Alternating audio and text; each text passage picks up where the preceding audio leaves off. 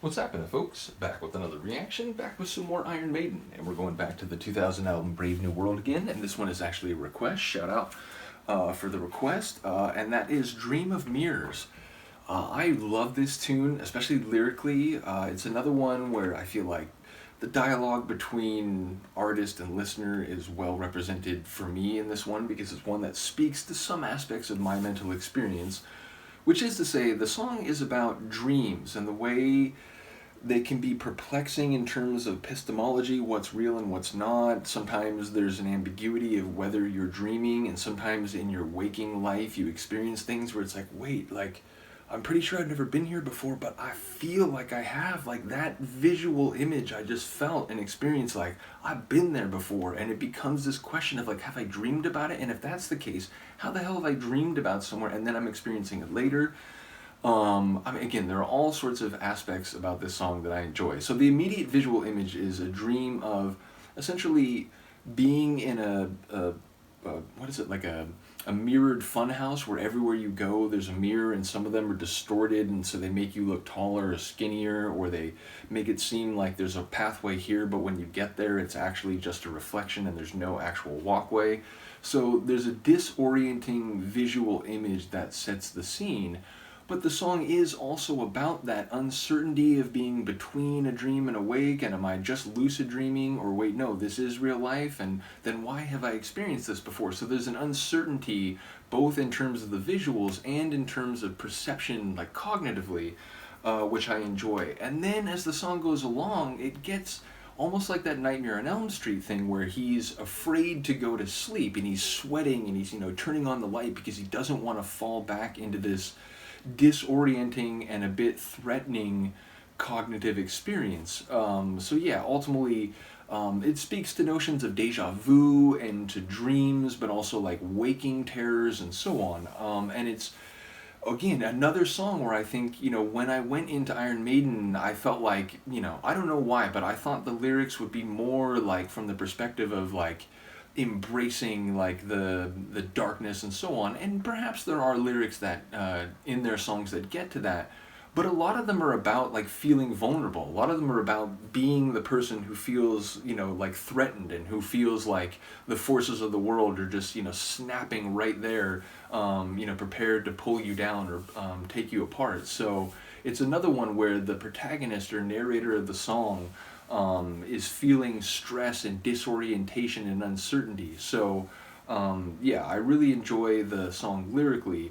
Sonically, in the moment, I'm actually not remembering it as much as some of the others. So, and again, part of that is I've just spent more time since I've begun to go through their catalog, listening to the 80s stuff and the early 90s stuff, but more than the stuff Brave New World and on. So again, I know the songs on this album, but clearly not as well as some of the earlier albums, because sonically I'm sort of struggling to think about it, but lyrically it definitely comes back to me because it's one that stood out. And I have experiences where like I'm thinking about something or I'm working on something and my brain is like flashing to visual images, often of places I've been and that I can, source, like, oh, that's that intersection near my old apartment that I lived in like 10 years ago. As to why that comes into my head then, I have no idea. And indeed, there'll be times where I'll think of like, oh, like I just thought of like part of the soccer camp I went to when I was like 7, and this will just flash into my head for no reason.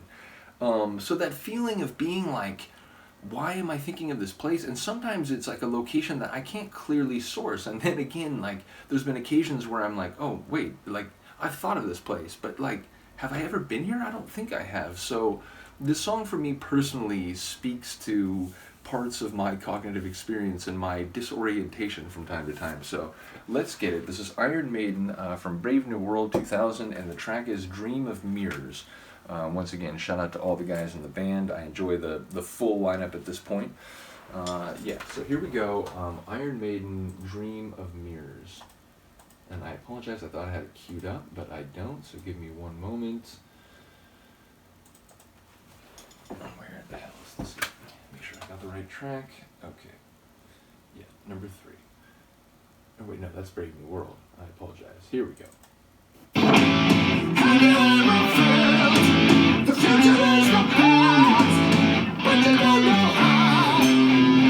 The future's behind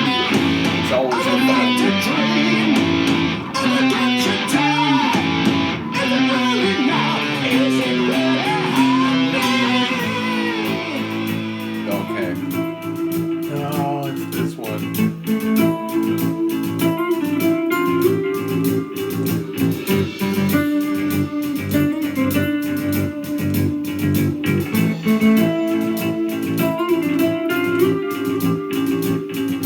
Don't know why I feel this way. Have I dreamt this time, this place? Something vivid comes again into my mind, and I think I've seen your face, seen this room, been in this place. Something vivid comes again into my mind. All my hopes and expectation, looking for an explanation. Have I found my destination? I just can't take no more. Thankfully, I don't feel overwhelmed in that way. The dream is true. The dream is true. Simmering. The dream is true.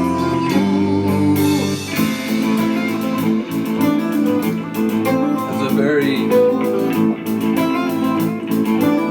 implacable, just a relentless march. Think I've heard your voice before. Think I've said these words before. Something makes me feel I just might lose my mind. Am I still inside my dream? Is this a new reality? Something makes me feel that I have lost my mind. Yes, the future is behind. All my hopes and expectations, looking for I thought it came in one measure before that, and then when it finally happened, it surprised me.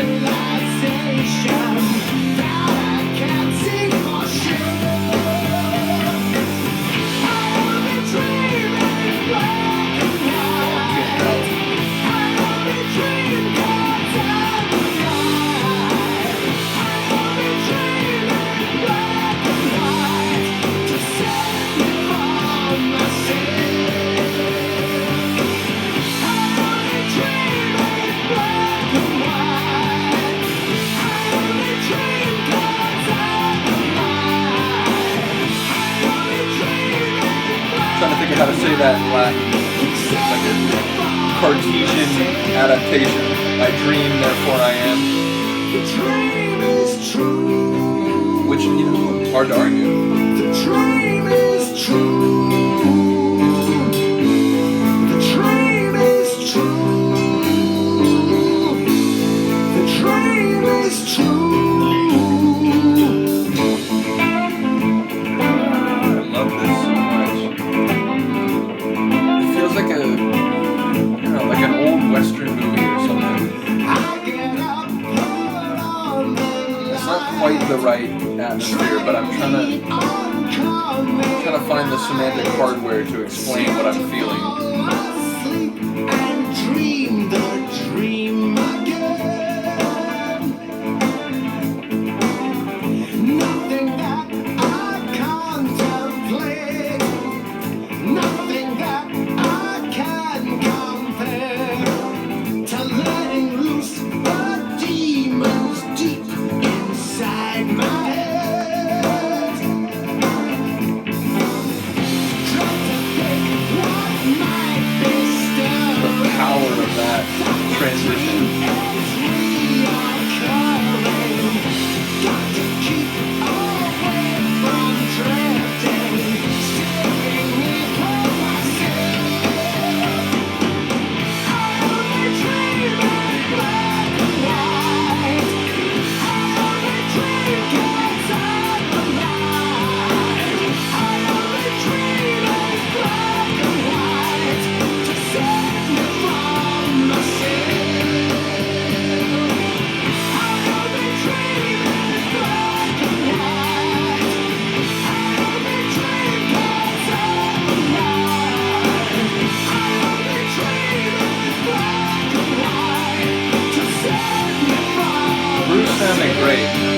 commented on the vocals, but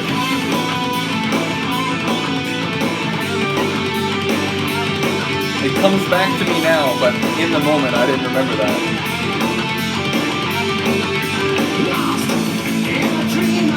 Come on.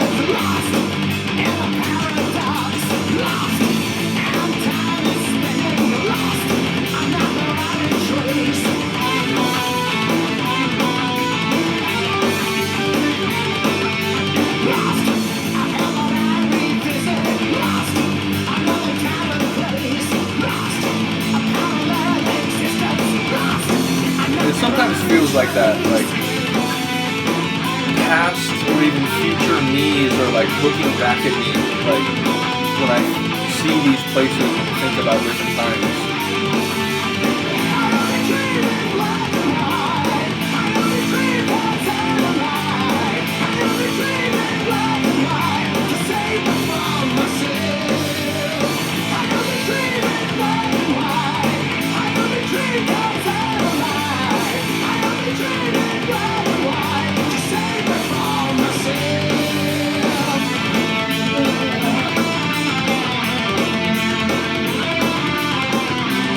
Castlevania vibes for sure.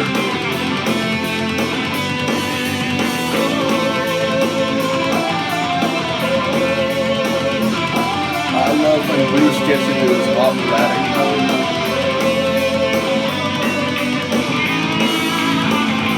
Fucking hell.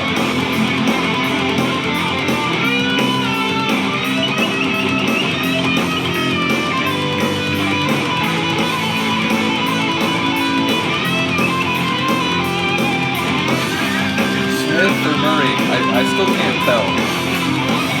Not without knowing in advance.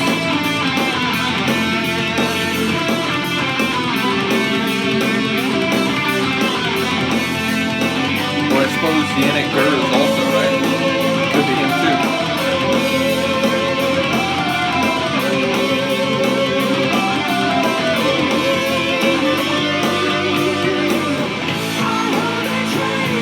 It's fucking amazing.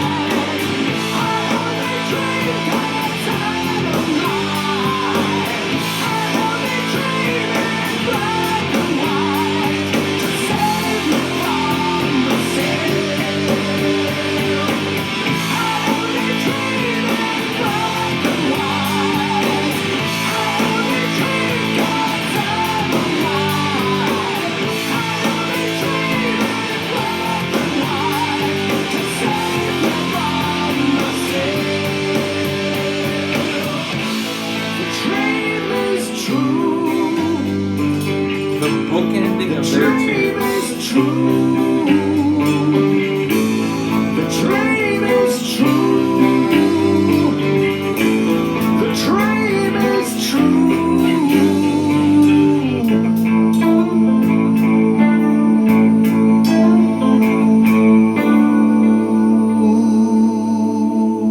It's a masterpiece. Again, I'm almost happy I didn't remember the Sonics that well. There were a couple moments as it was playing out, it's like, oh right, and then okay, I remember this now.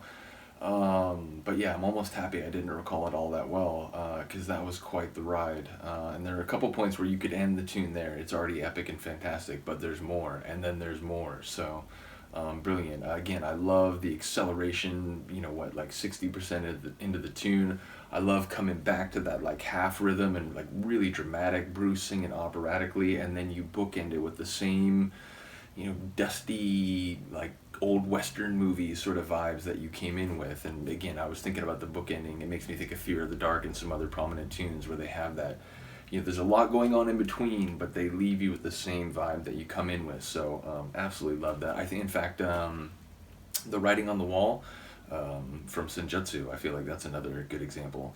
But yeah, bottom line, fantastic track. Thank you for the request. And yeah, looking forward to going through more post 2000 or 2000 and later Iron Maiden, because again, I know the earlier albums, you know, maybe not back to front the way fans do, who've been listening for now 3-4 decades and so on, but I do know them pretty well now.